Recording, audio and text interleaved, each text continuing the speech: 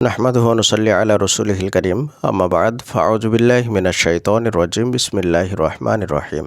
আমরা সত্য ঘটনা অবলম্বনে বাস্তব মানুষের জীবনের দোয়া কবুলের গল্পগুলো আপনাদের সঙ্গে শেয়ার করি। আপনিও চাইলে আপনার বাস্তব জীবনের দোয়া কবুলের গল্পটি আমাদের সঙ্গে শেয়ার করতে পারেন, আমাদের চ্যানেলে প্রচার করা হবে। দোয়া কবুলের গল্প পাঠানোর জন্য আমাদের ইমেল আইডি ব্যবহার করবেন। আমাদের ইমেল আইডি হলো khalidhasan6695@gmail.com। এটা আমরা ডেসক্রিপশনেও লিখে দিচ্ছি। আজকের এই দোয়া কবুলের গল্পটি আমাদের একজন নিয়মিত ভিউয়ার্স আমাদের সঙ্গে ইমেলের মাধ্যমে শেয়ার করেছেন, আর সেটাই আমি খালিদ হাসান আপনাদেরকে হুবহু পড়ে শোনাবো ইনশাআল্লাহ। তো চলুন আর কথা না বাড়িয়ে গল্পটি শুরু করি। প্রথমে তিনি লিখছেন, আসসালামু আলাইকুম প্রিয় খালিদ ভাই। ওয়ালাইকুম আসসালাম ও রহমতুল্লাহ প্রিয় ভাই। এরপরে তিনি লিখছেন, আমি একজন ছাত্র, আমি আপনার চ্যানেলের একজন ভিউয়ার্স। মাত্র কিছুদিন আগে আমি আপনার চ্যানেলের খোঁজ পেয়েছি। মহান আল্লাহ আমার জীবনের অনেক দোয়া কবুল করেছেন, যেগুলো অবিশ্বাস্য।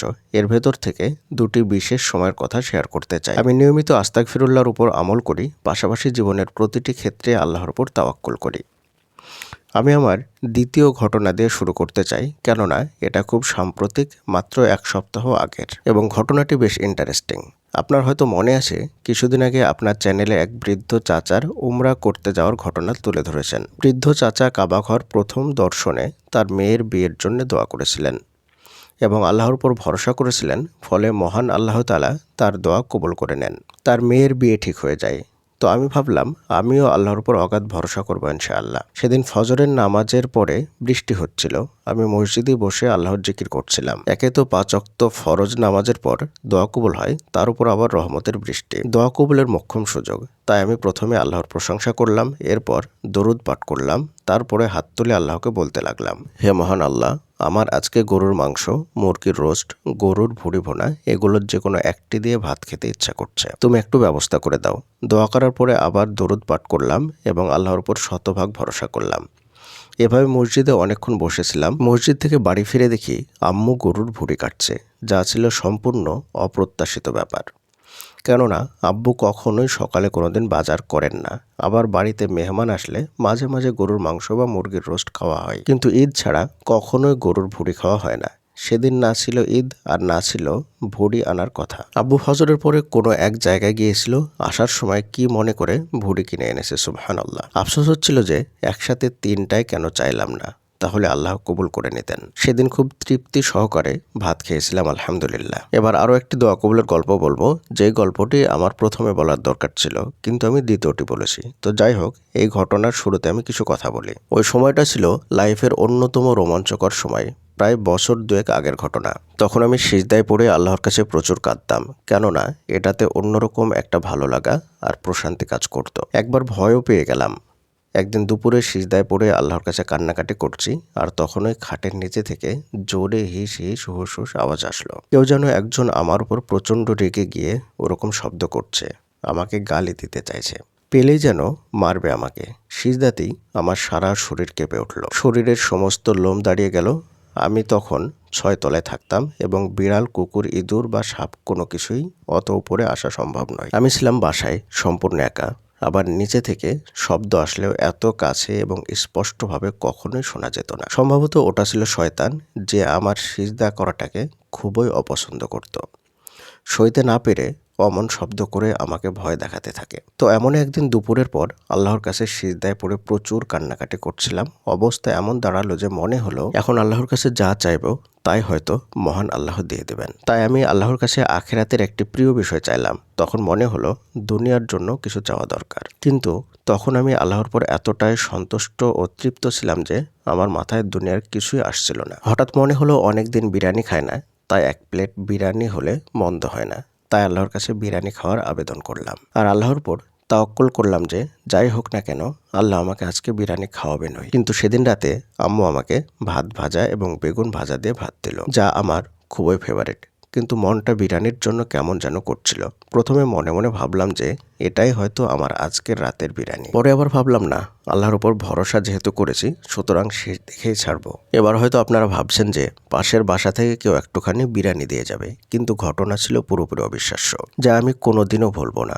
আমার বড় ভাই আর ভাবি সন্ধ্যায় বাইরে ঘুরতে গিয়েছিল। ফেরার সময় বাজার থেকে বিরিয়ানি খাওয়ার জন্যে পোলাওর চাল, ডাল, মাংস ইত্যাদি যা যা লাগে তা কিনে নিয়ে আসলো। সুবহানাল্লাহ। যে ভাই কোনোদিনও আমার আব্বুর টাকায় খেয়ে পড়ে সংসারে একটা শ্যাম্পু বা সাবান পর্যন্ত কেনে না, সে বিরিয়ানির জন্য বাজার করে আনলো। সুবহানাল্লাহ। এটা আমার ধারণারও বাইরে ছিল। আমি এটা দেখে আল্লাহর প্রশংসা করলাম এবং পুরোপুরি হতভম্ব হয়ে গেলাম। যাই হোক, সেদিনও আমি খুব তৃপ্তি নিয়ে খেয়েছিলাম। আপনারা আল্লাহর কাছে আমার জন্য দোয়া করবেন, আমি সেদিন সিজদায় যে বিশেষ জিনিসটি চেয়েছিলাম তা যেন মহান আল্লাহ আমাকে আখিরাতে দেন। আপনাদের জন্যও আমার দোয়া থাকবে, আল্লাহ যেন আপনাদের দীর্ঘ হায়াত, নেক হায়াত, সুস্থ হায়াত দান করেন। আর খালিদ ভাই, আপনি গল্পগুলো শেয়ার করে আমাদেরকে আরও অনুপ্রাণিত করছেন। আল্লাহ যেন আপনাকে এর উত্তম প্রতিদান দেন এবং জান্নাতুল ফিরদাউসে আমাদেরকে আপনার প্রতিবেশী করেন। আমিন। প্রিয়দিনী ভাই এবং বোনেরা, এই গল্পটি আপনাদের কার কাছে কেমন লাগলো সেটা আমি জানি না, তবে আমি যদি আমার ব্যক্তিগত মতামত আপনাদেরকে দিতে চাই তাহলে খুবই সুন্দর এবং পারফেক্ট একটি দোয়া কবুলের গল্প ছিল। এই দোয়া কবুলের গল্প যখন আমি পড়ছি সেই সময়ে আমি সকালে ফজরের নামাজের টাইমে একটি দোয়া করেছিলাম ঠিক এই ধরনেরই। যদিও আমার দোয়াটা অনেক অনেক বড় ছিল, কিন্তু এইভাবে আমি দোয়া করেছিলাম এবং আল্লাহ সুবহানাহু ওয়া তাআলা আমার দোয়াটা যখন আমি আপনাদেরকে এটা পড়ে শোনাচ্ছি এই সময়তেই কবুল করে নিয়েছেন আল্লাহ সুবহানাহু ওয়া তাআলা। মাত্র 2-3 ঘন্টার মধ্যেই আমি আমার দোয়া কবুলের সুসংবাদটা পেলাম। আমি যখন আপনাদের জন্য রেকর্ডিং করছি ঠিক সেই সময় আমার আব্বু আমাকে সেই খবরটা দিলেন। আমি প্রথমে আপনাদেরকে বলেছি যে যাদের দোয়াই কবুল হয় তাদের মধ্যেই বিশেষ কিছু গুণ থাকে যার কারণে আল্লাহ তাআলা তাদের দোয়াগুলোকে কবুল করে নেন। দেখুন, এই ভাইয়ের যে দোয়াটা কবুল হয়েছে, এই ভাই কিন্তু একজন স্টুডেন্ট, বয়সও খুব বেশি না, কিন্তু দোয়া দুটো আমাদের কাছে হয়তো বা খুব সাধারণ মনে হলেও খুবই অলৌকিক ছিল এবং মিরাক্কেল ছিল।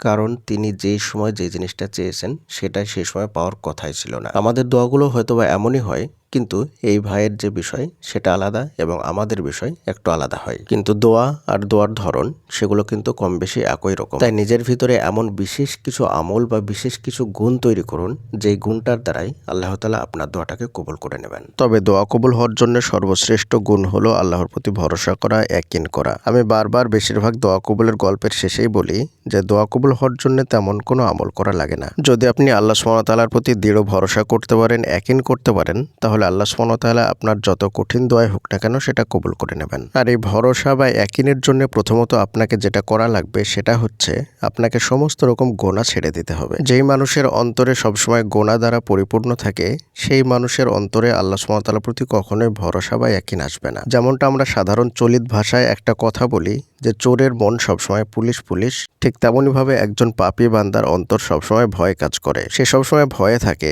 যে তার দোয়াটা কবুল হবে কি না, তার কথাগুলো আল্লাহ সুবহানাহু ওয়া তাআলা শুনবেন কিনা। এই ভয়ের কারণে তার অন্তরের মধ্যে কখনোই আল্লাহর প্রতি ভরসা বা ইয়াকিন আসে না। তাই এই ভয় দূর করতে হলে আপনাকে পাপ ছেড়ে দিতে হবে এবং পাপ কাজ ছেড়ে দেওয়ার পরেও যদি এই ভয়টা আপনার অন্তরে আসে তাহলে বেশি বেশি ইস্তিগফার করতে হবে।